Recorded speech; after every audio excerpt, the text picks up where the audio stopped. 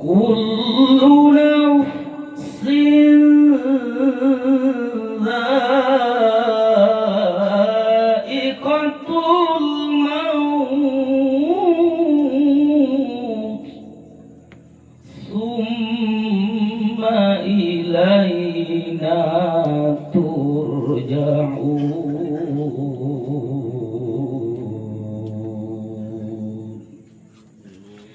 Sadaqallahul azim wa sadaqa rasulul karim wa nahnu ala dzalika minasyahidin wasyakirin.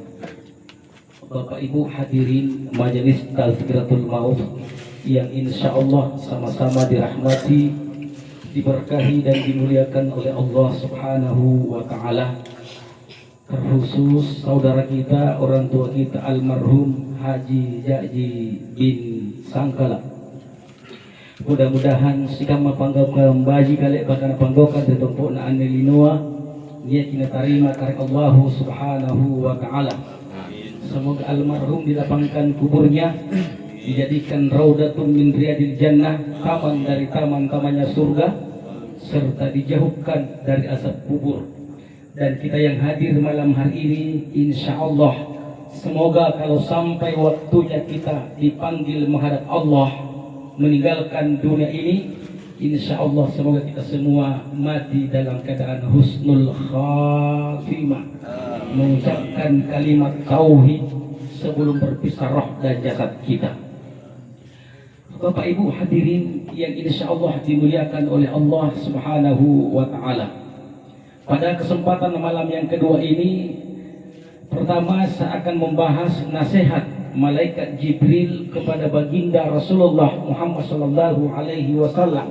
Diriwayatkan oleh Imam At-Tabrani, suatu ketika Rasulullah mengumpulkan para sahabatnya di Masjid Nabawi, kemudian Nabi bertanya, "Wahai sahabatku, suatu ketika malaikat Jibril mendatangiku dan berwasiat 3 hal kepadaku. Maukah kalian kuberitahukan itu?" Maka para sahabat menjawab, "Tentu ya Rasulullah." Kata Nabi, "Ja'ani Jibril alaihissalam, ya Muhammad, isma syi'ta, hiduplah engkau sesukamu, apapun yang ingin kamu lakukan, lakukan. Mau taat kepada Allah, mau membangkang perintahnya, terserah." Maka para ulama mengatakan, "Pak Bu, hadis ini seakan-akan malaikat Jibril memberikan isyarat, ya Rasulullah, sampaikanlah kepada umatmu isma syi'ta, sampaikan umatmu hiduplah engkau sesukamu, apapun yang ingin kamu lakukan, lakukan." Karena tidak mungkin Nabi melakukan perbuatan yang bertentangan dalam syariat agama. Semua tingkah laku, perbuatan, ucapan Rasulullah itu berdasarkan wahyu yuha dari Allah Subhanahu wa taala. Tidak mungkin Nabi melakukan perbuatan yang bertentangan perintah Allah Subhanahu wa taala. Yang banyak melakukan perbuatan yang melanggar syariat agama itu umatnya, Pak. Umat Nabi. Makanya seakan-akan malaikat Jibril menyampaikan itu, "Ya Muhammad, sampaikanlah kepada umatmu isma syi'ta, hiduplah engkau sesukamu, apapun yang kamu lakukan, lakukan." Tetapi sambungannya ini Bapak Ibu, ini yang perlu kita perhatikan. Apa sambungannya? "Fa innaka mayyitun," maka sesungguhnya kamu akan mati. Nah, ini dia Pak.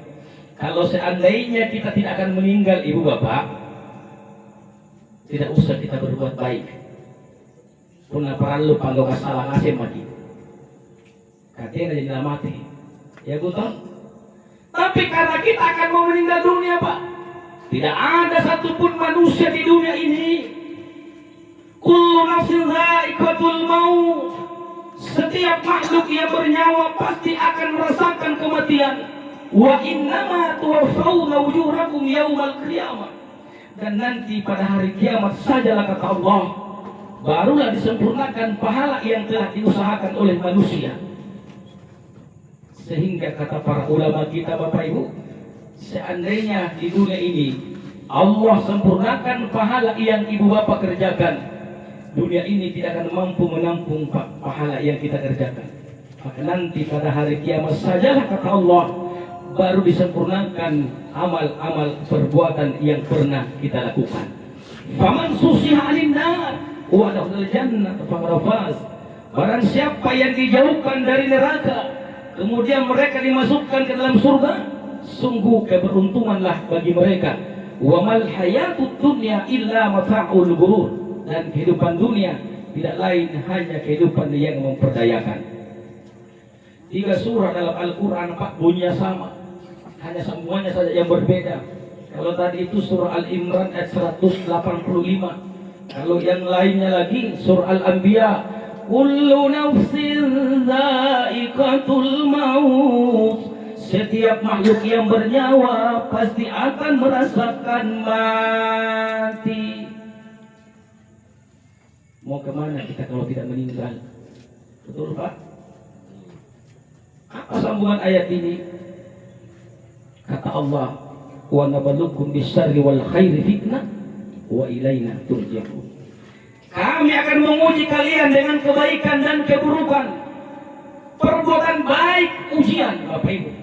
Mampukah kita laksanakan perbuatan baik dengan penuh keikhlasan karena mengharapkan ridha Allah? Ilahi anta maksudi wa ridha matlubi.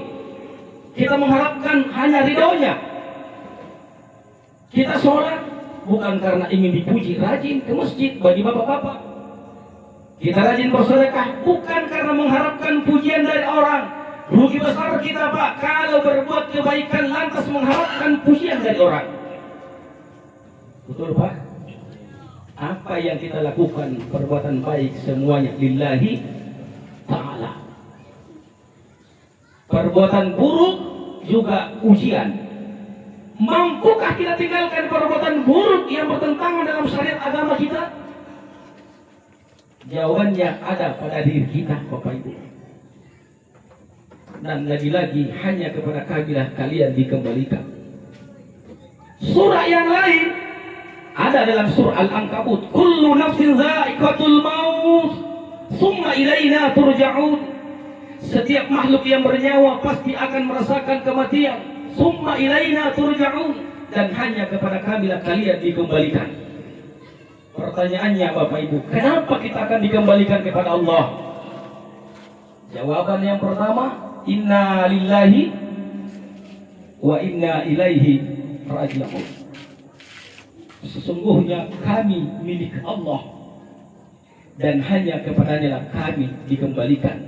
Setiap ada dalil yang mengatakan kami bukan aku, berarti Bapak Ibu, lillahi ma fis samawati wa ma fil ardh. Apa yang ada di langit, apa yang ada di bumi, semuanya miliknya Allah. Maka kita akan dikembalikan kepada Allah. Ayat yang lain, ayahsabul insanu ayyutraka suda. Apakah manusia dibiarkan begitu saja tanpa pertanggungjawaban? Maka kita akan dikembalikan kepada Allah untuk bertanggung jawab. Sekecil dan sebesar apapun perbuatan yang pernah kita lakukan di dunia ini, pasti akan dimintai pertanggungjawaban di hadapan Allah Subhanahu wa ta'ala. Maka nasihat ini sangat berharga bagi kita, Pak, sebagai umatnya Nabi. Ismasita fa innaka mayyitun. Hiduplah Bapak Ibu sesuka hati kita, tapi ingat pasti kita akan mati. Qul innal mauta alladzi tafirruna minhu fa innahu mulaqikum.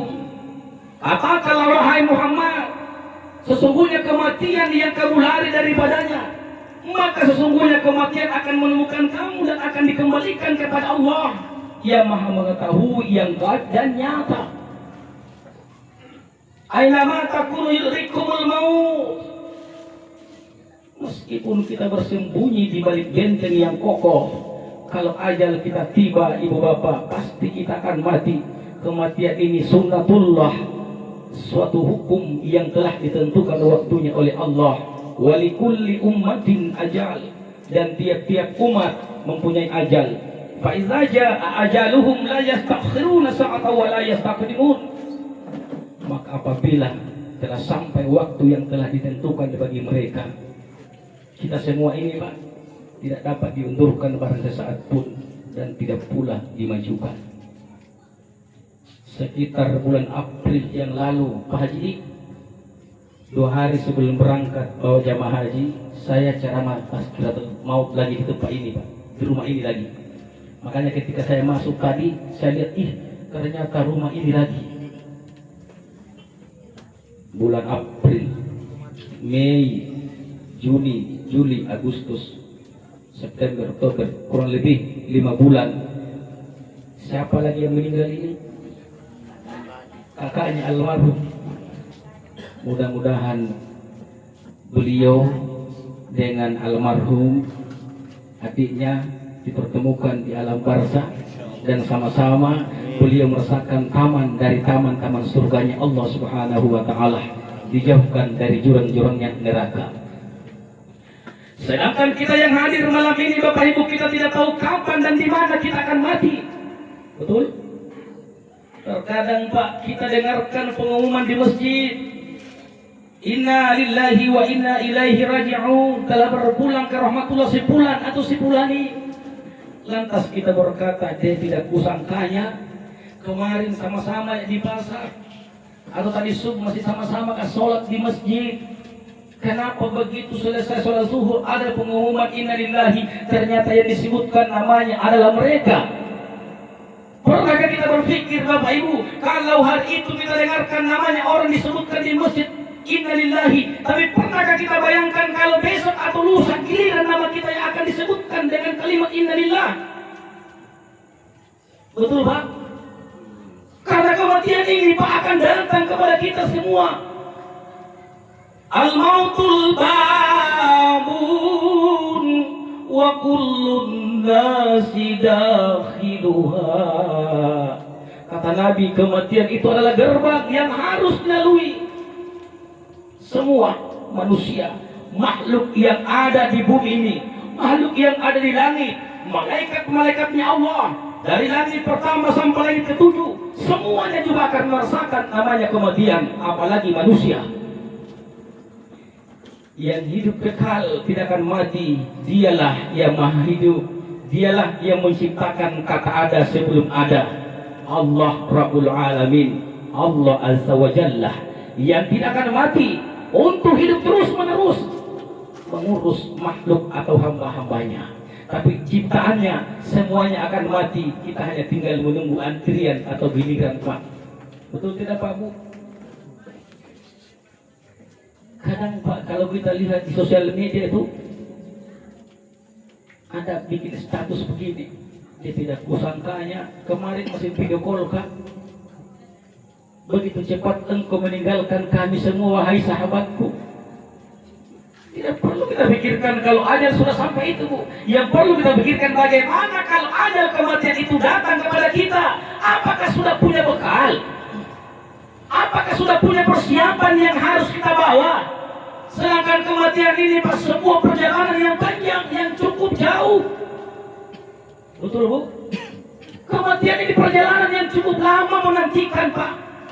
Apa yang kita nantikan? Menantikan datangnya hari kiamat. Maka manusia ketika meninggal, Bapak Ibu, dimasukkan ke alam barzah atau alam kubur. Pada hakikatnya itu ada kehidupan baru baginya, yaitu kehidupan alam barzah, antara kehidupan akhirat dengan kehidupan dunia, untuk menantikan datangnya hari kebangkitan, yaitu hari kiamat.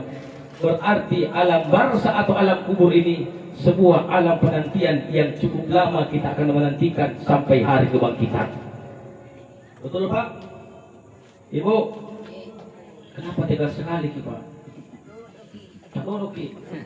Berarti mau dikasih ketawa sampai terlempar gigi persuka. Tahu mati pale. Itu yang susahnya, Pak, kalau tegangnya materi tak tahu, Ki. Ketawa terus kita bilang ke pelawak, saya susah. Kalau begitu saya mau duduk di sini supaya enak itu rasa. Parang-parangnya begini bulan rindu ya. Terang kumede tapi tinggi toh. Nggak beda. Bulan rindu parang-parangnya begini beragam ditandai ya. Nah, Bapak Ibu yang dimulakan Allah, yang di atas kalau mau kelihatan di situ duduk yang di belakang. Nah, kita kembali, Bapak Ibu. Mati pasti akan terjadi kepada kita. Cuma kita tidak tahu kapan dan di mana dan apa yang menyebabkan ajal itu datang, Pak. Yang perlu kita siapkan sekarang adalah kehidupan setelah mati. Bagaimana persiapan sekarang, Ibu Bapak? Karena kuburan itu alam penantian, lama menantikan, lebih lama kehidupan alam barzah daripada hidup kita di dunia. Sepakat, Pak? Kalau tidak sepakat, pulang lagi. Sepakat lebih lama alam kubur daripada alam dunia? Oke, kita buka, Pak. Nabi Muhammad hanya kurang lebih 63 tahun, Pak, di dunia. Sebagian orang ulama mengatakan hanya kurang lebih 62 tahun 10 bulan sekian hari. Rasul wafat setelah kurang lebih 2 bulan melaksanakan haji. Makanya hajinya Nabi disebut haji wada, haji perpisahan, haji terakhir pada tahun ke-11 Hijriah. Usianya kurang lebih 63 tahun. Kuburannya di Masjid Nabawi, pas di bawahnya kubah hijau yang disebut Raudhah. Sekarang sudah tahun berapa, Bapak Ibu? 1447 Hijriah. Betul tidak, Pak? Berarti 1447 Hijriah. Kalau Rasulullah wafat tahun ke-10 Hijriah, berarti sudah 1437 tahun di dalam barzah. Kalau Nabi wafat tahun ke-11 Hijriah, berarti sudah 36 tahun berada di alam barzah menantikan datangnya hari kiamat. Mana lebih lama alam dunia daripada alam kubur, Pak? Betul tidak, Pak? Lebih lama alam barzah, Bapak Ibu. Oleh karena itu, saudaraku, alam kubur ini adalah alam penantian, alam yang gaib. Kita tidak tahu apa yang akan terjadi nanti setelah kita berada di alam barzah, Pak. Tapi ada 2 kemungkinan yang akan terjadi berdasarkan hadis Rasulullah. Kata Nabi, innamal qabru rawdatun min riyadil jannah wa hufratun min hufarin nar. Sesungguhnya kuburan itu ada kalanya menjadi taman dari taman-tamannya surga. Wa hufratun min hufarin nar, dan ada kalanya menjadi jurang dari jurang-jurangnya neraka. Dan kita tidak tahu saudara kita yang telah berangkat mendahulu kita, almarhum Bapak Haji dan Jaji, apakah beliau berada di taman-taman surga? Semoga beliau berada di taman-taman surga dalam kuburnya, amin. Bukan di jurang-jurangnya neraka. Karena orang yang ada dalam barzah 2 yang akan terjadi, Pak, berdasarkan hadis itu. Kalau bukan taman-taman surga, jurang dari jurang-jurangnya neraka. Dan kita tidak tahu apa yang terjadi bagi orang yang telah berangkat mendahului kita menghadap Allah Subhanahu wa taala. Itulah sebabnya, Ibu Bapak, karena dunia ini tidak lama, Pak. Kalau almarhum kurang lebih 65 tahun. Luar biasa, Pak Imam. Banyak yang ada bonusnya, Pak. 2 tahun kurang lebih. Karena berdasarkan hadis Nabi, kata Nabi, likulli syai'in hasadun wa hasadun ummati baina 60 wa 70. Tapi pada Bapak kalau di sini toh apa juga toh supaya berdiri enggak turun ya. Ibu, Bu, kata Nabi, likulli syai'in hasadun wa hasadun ummati baina 60 wa 70. Tiap-tiap sesuatu ada masa petiknya. Masa petiknya umatku antara 60 sampai 70 tahun saja. Panen usia umatnya Nabi Muhammad, Pak, itu 60 sampai 70 tahun saja, Pak. Karena tolak umurnya yang dijadikan barometer itu usianya baginda Rasulullah Muhammad sallallahu alaihi wasallam. Jadi kalau sudah 63 tahun kita belum wafat, alhamdulillah kita sudah diberikan oleh Allah bonus umur. Almarhum ini kan 65, Pak. Berarti bonus umur kurang lebih 2 tahun. Kalau manusia hidup kurang lebih 63 tahun belum wafat, mereka mendapatkan bonus umur. Tetapi kalau dia meninggal sebelum sampai 63 tahun, berarti tidak mendapatkan bonus, tapi dia mendapatkan diskon. Dan kita tidak tahu apakah kita mendapatkan bonus atau diskon. Karena rahasia kematian dialah Allah yang maha mengetahui. Maka kata Nabi, Bapak Ibu, Khairun nasi man tala umuruhu wa hasuna amaluhu. Sebaik-baik manusia yang panjang umurnya dan baik pula amal perbuatannya. Semoga kita semua ini Pak, panjang umur, umur itu berkah karena kita pakai taat beribadah kepada Allah, bukan dipakai berbuat zalim dan maksiat. Umur ini betul-betul kita gunakan dengan sebaik-baiknya. Kenapa diperbaiki umur kita ini? Karena dalam hadis yang lain kata Nabi, wa an umurihi fi afnahu, dari hal umurmu nanti akan ditanya oleh Allah, untuk apa umurmu kamu habiskan wahai Ustaz? Untuk apa umurmu kamu habiskan wahai Jamaluddin? Untuk apa umurmu kamu habiskan wahai Pak Haji? Haji Sora. Ini umur kita akan ditanya Pak. Apakah umur ini kita pakai untuk taat beribadah kepada Allah? Sedangkan ajal kematian tidak ada tahu kapan dan di mana kita mati. Maka jangan tunda-tunda untuk melakukan kebaikan Bapak Ibu. Kalau kita bisa berbuat baik di pagi hari, tolong jangan tunda di siang hari Pak. Dan kalau kita bisa berbuat baik di waktu siang, jangan tunggu di waktu sore. Kalau bisa berbuat baik di waktu sore, jangan tunggu di waktu malam. Karena ajal kita tidak tahu kapan dan di mana kita mati. Apa maksudnya ini Bapak Ibu? Jangan tunda-tunda untuk bertaubat. Dunia ini sementara Pak, akhirat kekal selama-lamanya. Ibu, dunia ini tempatnya kita berbuat. Kalau mau selamat di akhirat, di dunia ia dibuat. Betul tidak Pak? Mau selamat akhirat, bahagia akhirat, di dunia tolak ukurnya Pak. Insya Allah kalau kita ahli ibadah, taat kepada Allah, memperbaiki hubungan kita dengan manusia, hablum minallahnya baik, hablum minannasnya baik, dan dia istiqomah sampai ajal menjemput dirinya, di dunia berbuat, di akhirat nanti dia akan petik hasilnya dengan penuh kebaikan juga.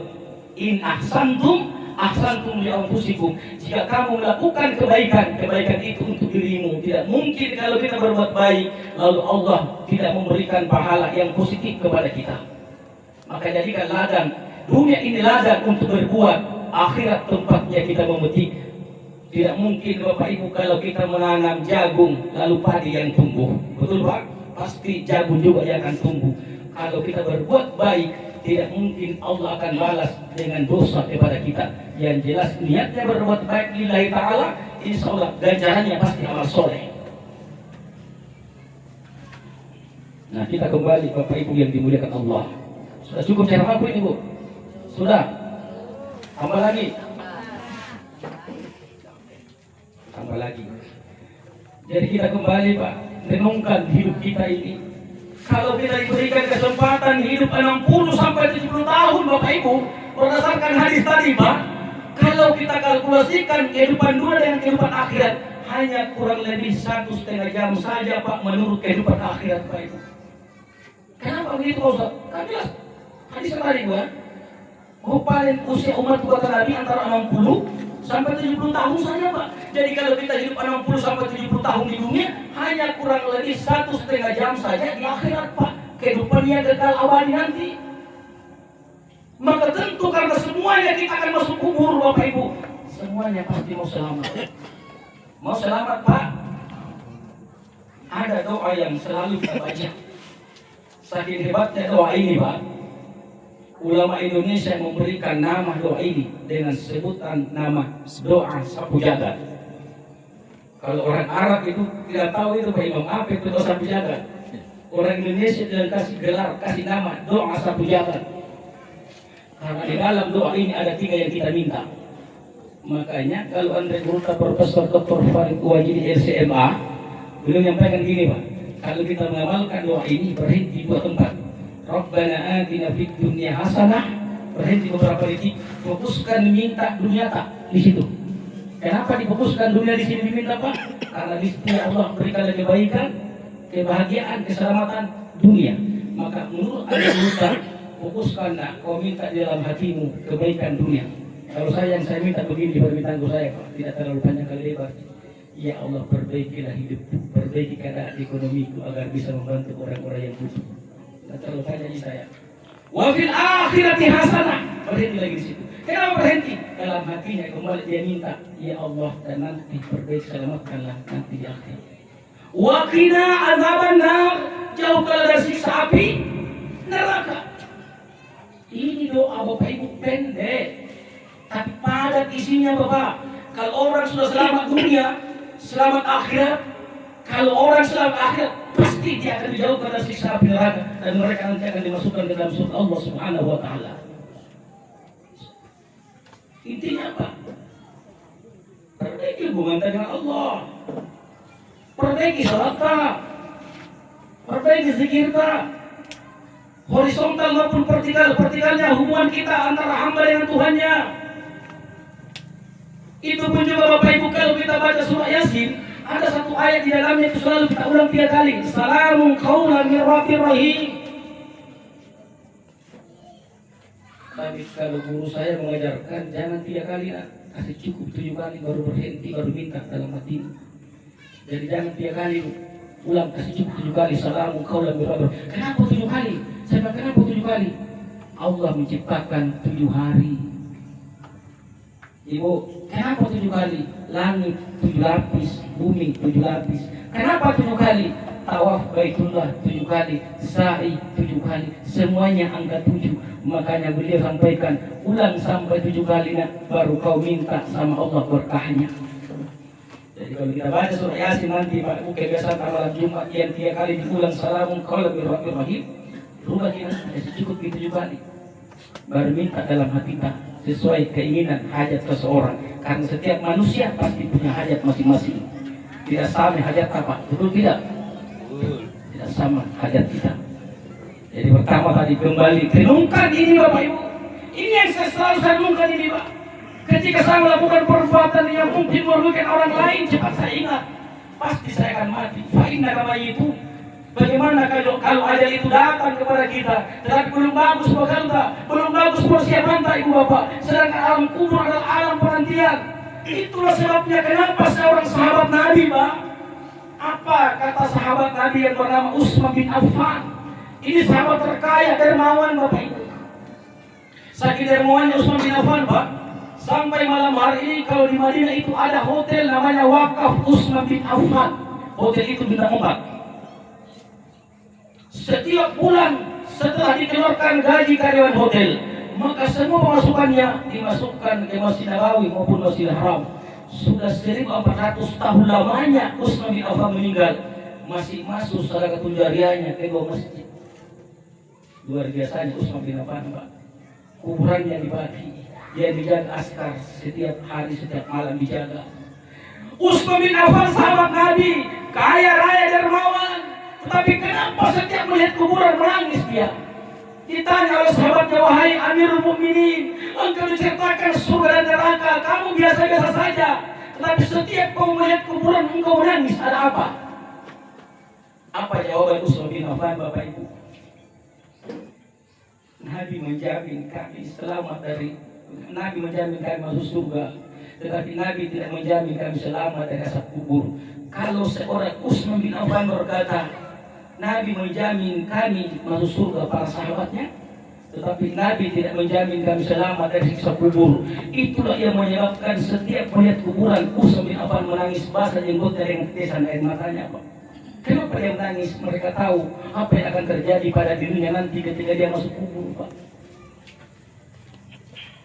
Oleh karena itu saudaraku, bawalah Pak bekal, karena kuburan ini berteriak setiap hari Bu. Tanah ini berteriak setiap hari. Apa kata tanah ini Pak? Cuma kita tidak dengar. Wahai anak cucu Adam, kalian bersenang-senang jalan hidup di atas punggungku, tapi ingat cepat atau lambat pasti kamu akan masuk ke dalam perutku. Alam basah. Makanya Pak Bu, orang tua kita dulu ajarkan kalau mau buang air besar atau buang air kecil di tanah ini tolong permisi Pak. Kalau kita tahu nama aslinya ini tanah, paling tidak kita permisi. Kenapa? Di sekarang ini tanah ini Pak kita buang kotoran. Ustaz, bukan di tanah, di rumah itu ada kloset. Air di Pak Ustaz. Oke. Apakah itu tidak turun ke tanah Ibu? Halo? Turun. Sedangkan kita semua asal dari tanah Pak. Kita injak tanah ke sana kemari, kita buang kotoran sembarangan, buang air kecil, buang air besar sembarangan, tidak permisi. Padahal itu akan menjepit tubuh kita nanti saudaraku. Tanah itu sifatnya sabar Pak. Betul Bu? Dan juga juga sumber kita terdiri dari 4 hal: tanah, air, angin, api. Orang Makassar bilang si Papa. Ini unsur kejadian kita. Betul tidak, Ibu? Tanah sifatnya sabar. Meskipun diinjak-injak, tanah ini tidak marah, Ustaz. Betul tidak? Diam, sabar. Tapi kapan tanah ini marah, ngamuk atas perintah Allah karena tingkah laku manusia yang sudah berlebihan, terjadi longsor. Ketika terjadi longsor, Pak Imam, sapu rata, Pak.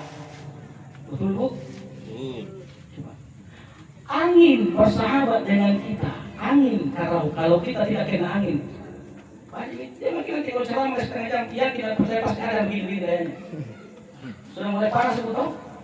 Sudah mulai. Tidak seberapa ini panasnya ini, Pak. Paling 27 derajat.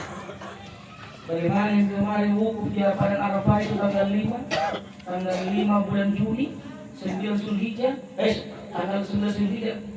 Panasnya 49 derajat, Pak. Coba bayangin. Makanya kalau panas-panas begini di Makassar, alhamdulillah biasa, Ibu. Tapi yang pernah rasakan panasnya luar biasa, betul tidak, Pak? Kalau tidak kena angin, kita akan cari angin. Ibu ya, angin bersahabat dengan kita. Tapi kapan angin itu marah? Tentu marahnya angin karena perintah Allah. Terjadilah puting beliung, terangkat atap rumahnya orang. Iya, Pak. Kalau di tengah laut ada angin puting beliung, tenggelam kapal. Tentu atas izin Allah. Tanah, air dulu, air baru angin, baru api. Air ini bersahabat dengan kita.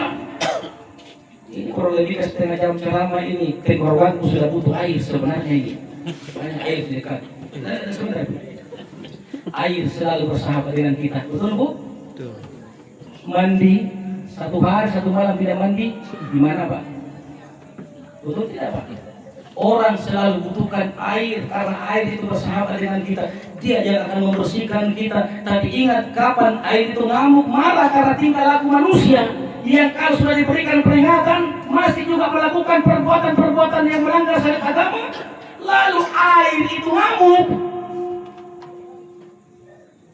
terjadilah tsunami. Betul, Bu? Kalau tsunami yang datang masih ada orang yang selamat, Pak. Tapi kalau Sumanto yang datang, tidak ada yang selamat. Kenapa? Kalau tsunami itu perempuan, sekuat apapun tendangannya perempuan, pasti lebih kuat tendangannya laki-laki. Betul tidak, Bu? Angin. Jadi tanah, air, angin. Yang keempat, api. Adakah orang tidak bersahabat dengan api? Kita semua bersahabat dengan api. Maka tidak bisa dimakan kalau tidak ada api, Bu. Betul tidak? Nah, bilang ibu, Ustaz kan tidak pakai api sekarang di rumah. Ku colok begini. Apa itu namanya? Skuter. Dicolok pakai strong, iya kan? Itulah kias, Bapak Ibu. Jadi strong itu pengganti dari api. Jadi kalau ada orang pada tidak mau pakai ilmu kias, kasihan itu, Pak. Kias, dikiaskan listrik pengganti dari api. Api, seorang perokok meskipun 1 bulan tidak akan pernah habis rokoknya Bapak selama rokoknya tidak ketemu dengan api. Betul tidak? Kasih begini saja, tapi dia kasih ketemu dengan korek api, habis kira-kira. Tapi kapan api itu marah, kapan api itu ngamuk, itu memenit, Pak. Sudah berapa kejadian di Makassar sekarang itu kebakaran, Bapak Ibu. Betul tidak? Maka ada satu doa pendek untuk bisa menangkis 4 unsur ini dengan penuh keyakinan kepada Allah. Apabila salah satu di antara ini datang, apa itu angin kencang yang akan membahayakan kita, sebagian ulama mengajarkan segera kau azan. Kalau ada yang lupa, Ustaz, lupa azan, tidak tahu ke azan, doa pendek kita baca, Bismillahirrahmanirrahim, la ilaha illahu, atau Bismillahirrahmanirrahim, la yadurru ma'asmihi syai'un fil ardi wa la fis sama'i wa huwas samiul alim. Doa pendek tapi penuh keyakinan, insya Allah ini yang bisa menghalangi terjadinya 4 unsur ini, Bapak Ibu. Jadi kembali, pertama, isma sita fa innaka mayyitun. Hiduplah sesukamu, Bapak Ibu. tapi pasti kita akan mati. Kalau seandainya kita tidak meninggal, tidak perlu kita berbuat baik, biarlah kita orang nakal semua karena mau jadi hidup terus. Betul? Peringatan kedua, wahdi man sita fa innaka mufariquhu. Cintailah siapapun yang ingin kamu cintai, tapi pasti kamu akan berpisah dengannya. Betul tidak Pak? Kalau kita cinta suami istri, bahkan dulu pernah berjanji. Apa kata calon suaminya dulu? Kalau lu terima lamaranku, saya berjanji sehidup semati denganmu.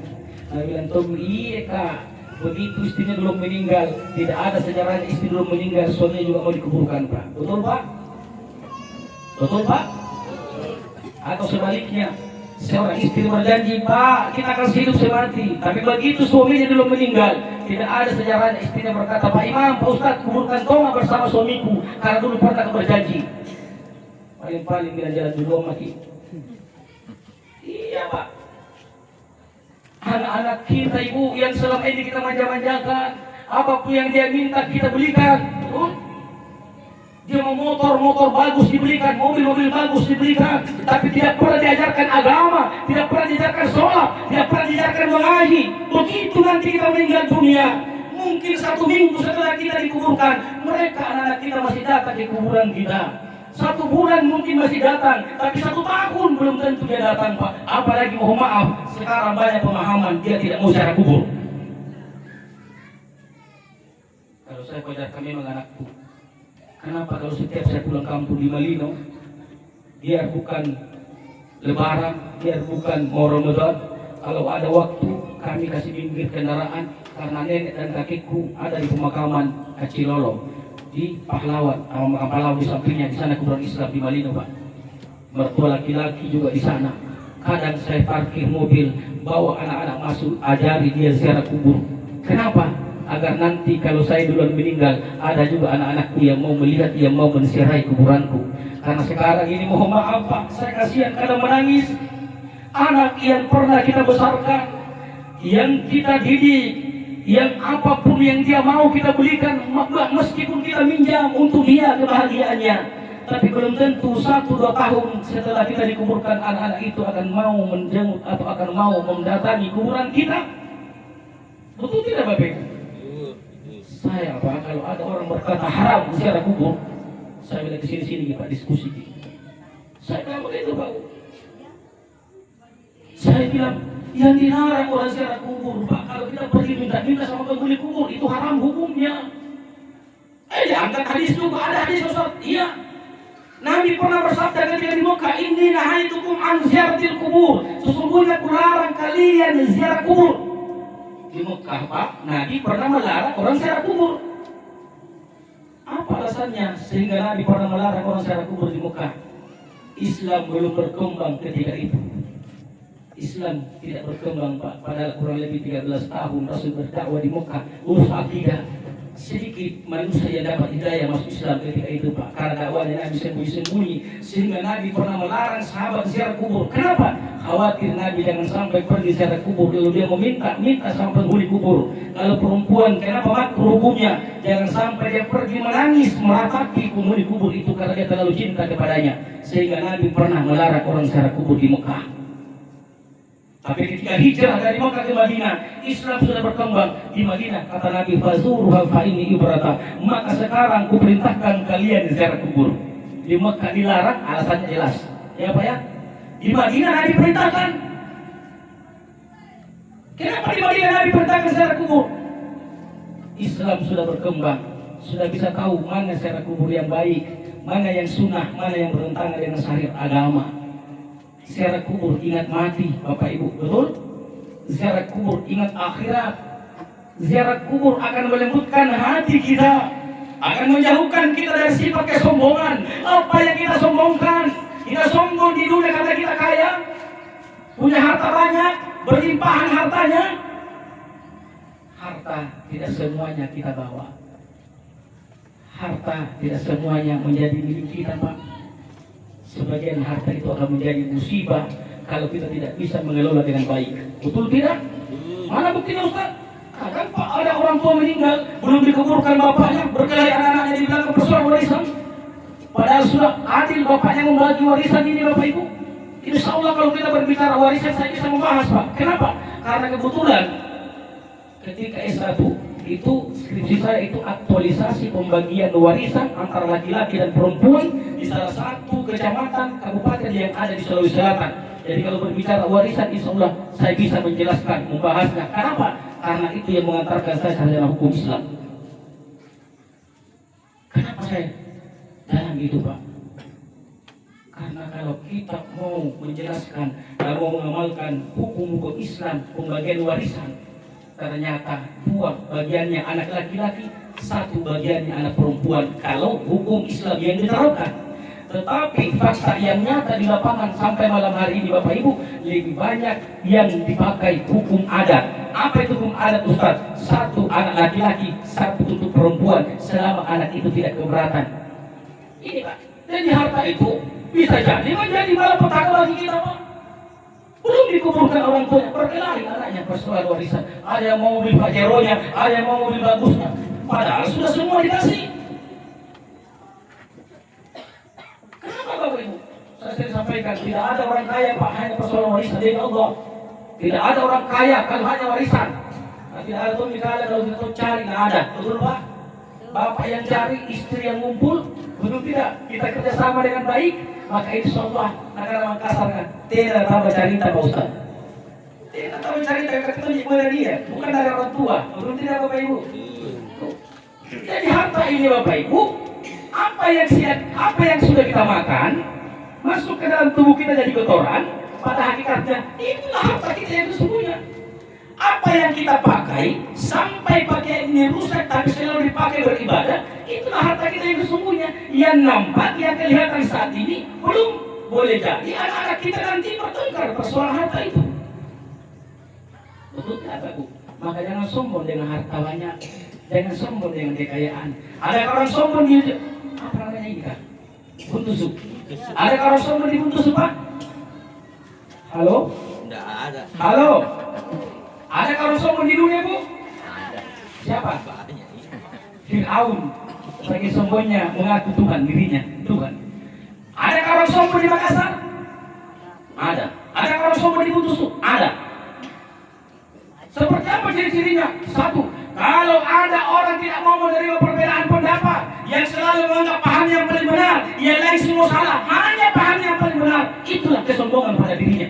Tidak mau toleransi, tidak mau menghargai pendapat orang lain, padahal pendapat orang ini juga ada rujukannya dari Al-Quran dan Sunnah dan juga disepakati oleh para ulama kita, tapi dia anggap hanya pahamnya yang paling benar, itulah paling sombong.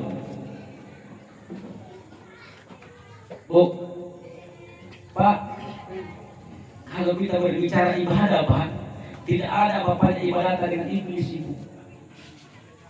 Iblis lebih hebat ibadah daripada kita. Kalau berbicara ilmu, tidak ada apa-apanya ilmu tadi dibandingkan iblis. Tapi kenapa dia dihakna? Kenapa dia dikeluarkan dari surga? Apa yang menyebabkan? Wa idh qulna lil malaikati isjudu li Adam fasajadu illa iblisa. Ingatlah ketika Tuhan berfirman kepada para malaikat, sujudlah kamu kepada Adam.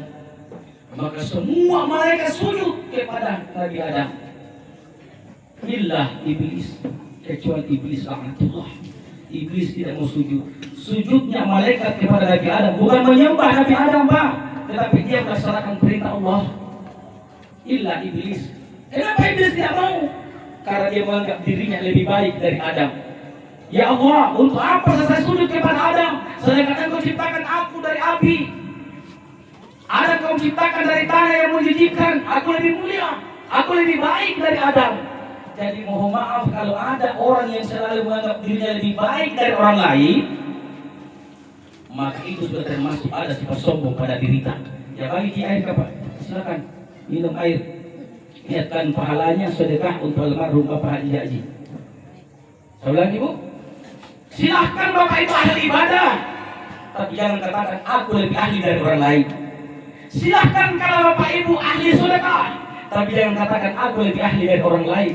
Sedangkan kata pepatah di atas langit masih ada langit. Ada orang ahli ibadah tapi dia tidak pernah memperlihatkan ibadahnya, dia selalu sembunyikan. Betul Bu? Ada orang Ibu hanya biasa-biasa saja ibadahnya, apa merki. Baru selesai sholat tahajud, tadi di status di Facebook. Baru selesai sholat tahajud 2 rakaat, guys.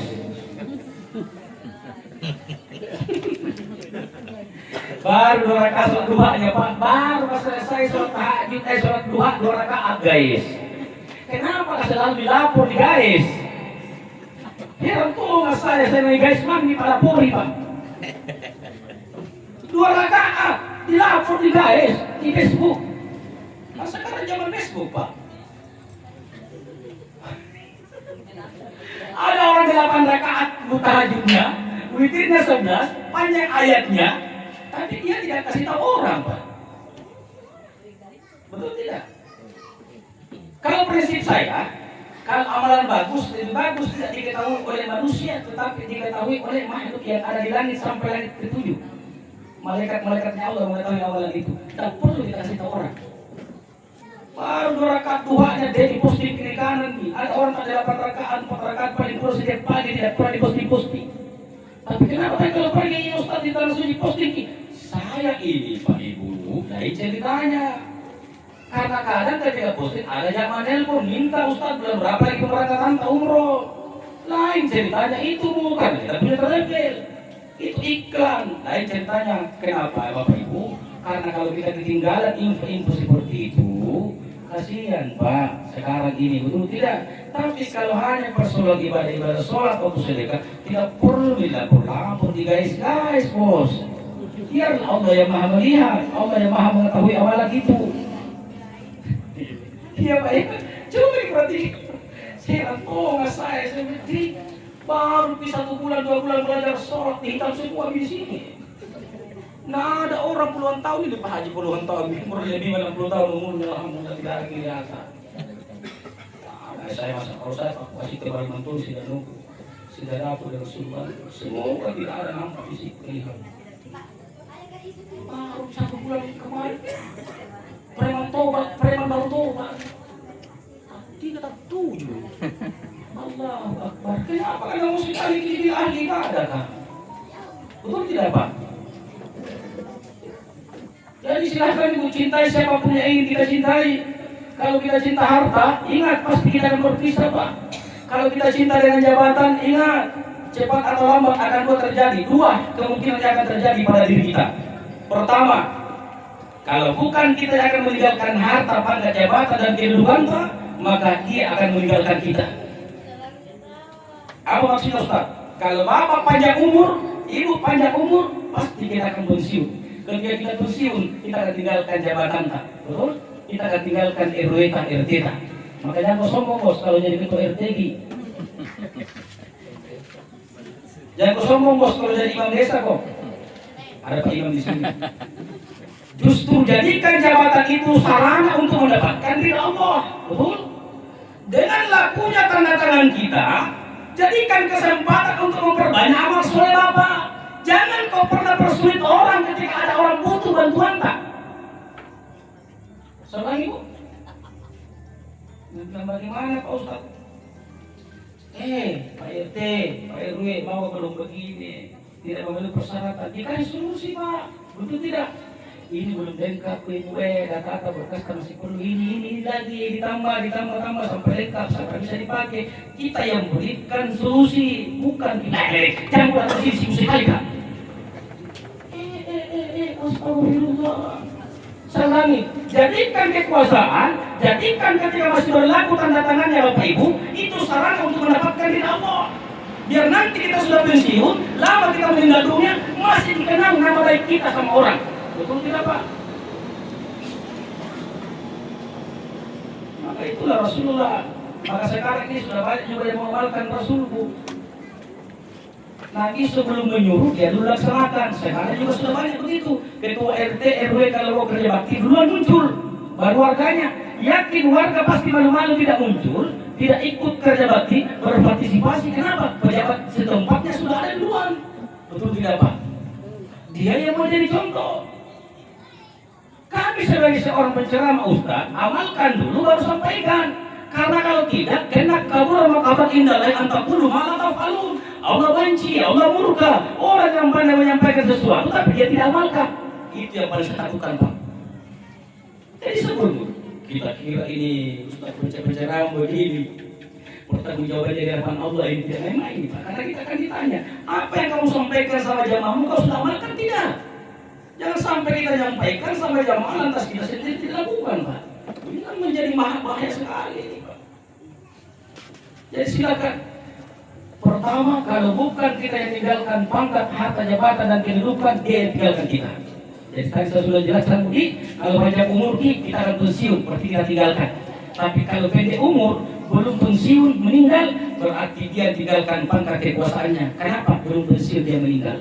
Terakhir, ketiga, kacape lagi dulu, saya juga pegal-pegal temi disku berdiri, mana-mana dokumente dengan dokumente mempo. Ketiga, apa kata Nabi? Wa'mal masih ta'fa'innak majaziyu. Beramallah, apapun yang kita mau amalkan, lakukan, tapi pasti kamu akan dibalas. Mau berbuat baik-baik, jangan kita mau dibutakan dengan dunia, Pak. Ada orang minta bantuan sama kita, contoh-contoh, Bu Haji minta tolong ke kodok, iya, kasih pinjam saya uang 1 juta, contoh. Insya Allah nanti bulan depan baru ku bayar Ki. Tapi perbaiki Bu, baik cara kamu minta, baik togi nanti cara kamu mengembalikan. Yang saya takutkan ini Pak, ketika dia minta bantuan, puang-puang, puang ngaji, karai puing. Tapi begitu sampai waktunya, neo kita ini beli bahayanan deh Pak. Jadi lebih pusing lah mami di parada doe daripada dia tahu ngintra nggak. Anggap na pusing karena kita lujukan dia kena nak upare kita na rora puwe bakal na blokir kilomorku. Tapi lagi yang hancur lagi parah kalau kita minjam 1 juta kembali 1.300.000. Apa namanya itu Pak? Oh, mulai kalau riba dibahas Pak, kalau dikasih keluar isi modalnya Al-Quran dan hadisnya, banyak yang sakit kepalanya ini malam, banyak yang tidak bisa tidur sebentar malam. Makanya aku sentil-sentil di guna, tidak kubahas di masalah begituan. Utanya jadi berhenti lagi kalau ada orang yang pernah melakukan, berhenti sebelum ajal menjemput kita. Karena nanti kamu aja apa kalau menyanganta, tidak kira ngasih ditama di kubur Bapak. Biarpun ratusan juta bahkan miliaran uang tak, begitu kita meninggal nanti apa yang kita mau masuk kubur kayak di kafan. Betul Pak? Aneh tahu jahit duit naik. Nanti lama kalau jahit duit dapat 9 juta sebulan waktu penerangan, bulan depan kan lagi 130 juta. Jadi pun 10 bulan 300 juta memang nih. Uang melahirkan uang. Aneh. Kalau orang melahirkan orang wajar, binatang melahirkan binatang wajar, tapi kalau uang melahirkan uang kurang wajar. 100 juta kasih pinjam, kalau manyangku bulan depan ganda 130 juta, 10 bulan ganda 300 juta pas awalangku. Begitu bulan berikutnya datang ajalku. Contoh diriku aja pakai contoh ini Pak. Ibu dari jangki ada tersinggung karena di sini tidak ada yang begitu. Tapi kalau tersinggung berarti itu orangnya. Kalau masih ada tersinggung, alhamdulillah. Dengan ketersinggungan itu, insya Allah kita akan memperbaiki diri, Bu. Kalau masih ada ketersinggungan, betul tidak? Insya Allah saya kasih gambaran. Manan tiga majaina barang maranta demi Allah. Ratusan juta bahkan miliaran uang tak. Tapi begitu nanti kita meninggal dunia, kain kafan yang melilit di tubuh kita, yang 100 juta bahkan itu bunganya uang tak, tidak nak kuburkan kita bersama anak tak masuk di kain kafan tak. Betul tidak Ibu? Dunia yang sementara ini yang membutahkan hati kita, yang membuat kita kaya dengan perbuatan riba, sedangkan ajal kita tidak tahu kapan ajal itu datang kepada kita. Bertobatlah sebelum ajal menjemputmu. Ayam disumpah bukan kuasi teologi. Anda kau tahu ngirana, wajib di pertama atau wajib ditongi halan di buku. Kan sudah dijelaskan tadi. Awalnya minjam sama puang-puang nih, pinjam saya kodong puang ngaji, makasih ya kodongan deh bulan lagi tolong, kodong puang ngaji bulan depan tuh kasih bagi. Sekali na bulan depan, ingatkan di WA. Apa nak ada bulan depan pi lagi dah? Mundur nih. Bulan depan ditanya lagi. Bulan depannya lagi nak. Bulan nih. Bulan berikutnya lagi nak. Saya mantongin lagi terus ke. Ya itu saya kau tidak ngiseng. Terima kasih. Ngapain? Kita menolong, tapi akhirnya kita ditolong. Bayangin Pak, kadang ada Pak. Puang-puang karang-karang ingin kamu kumebar nabur punya pakan doi. Nauzubillahi min dzalik, kira-kira dosa apa yang kita Bapak, Ibu? Astagfirullahaladzim, apalagi yang kubur itu orang beriman, orang yang rajin beribadah. Oh, diharamkan surga bagimu ketika kau membunuh orang-orang yang tak beribadah kepada Allah tanpa unsur. Astagfirullahaladzim, dan silakan beramal, tapi pasti akan dibalas sesuai apa yang kita lakukan. Namun nanti kamu aja bakal menyenangkan Bapak Ibu. Salah sikit deh pun rasi ibu lain ibu, rasi ibu lain kiri kanan, sampai kita dapat gelar emas berjalan, kena penyakit kuning.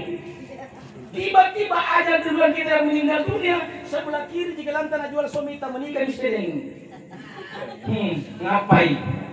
Kan 150 gram bijinya. Masih tahu kok. Sekarang 1 gram 1 juta lebih Pak. Jadi sebelah kiri jika jual, datang dari melamar janda.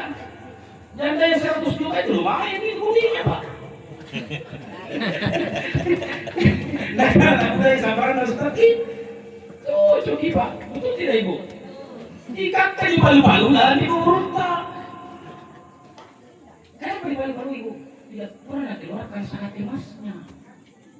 Ini yang membuat dia disiksa Pak. Padahal ada hati orang lain di situ. Emas berjalan, tanda-tanda yang berjamret. Nah pamerkan kalungnya tak 5 susu. Paling kacau kemarin jamaah haji ya Pak.